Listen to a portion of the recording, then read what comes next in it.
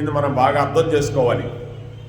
అదే చెప్తున్న చూడండి, మత పరతరం నాణ్యత్ కించిదస్తి ధనంజయ మయా సర్వమిదం ప్రోతం సూత్రే మణిగణాయవ.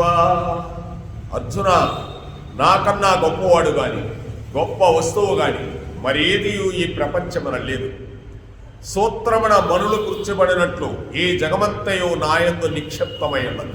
అంటే ఒక దారంలో మణులు ఎలా కూర్చి ఉంటాయో దారం కనిపించదు, కానీ ఆ మణులన్నీ నిలబడాలంటే దారం ఉంటేనే నిలబడతాయి. ఒక పూలదండ నిలబడాలంటే, పూలు నిలబడాలంటే దారం ఉండాలి.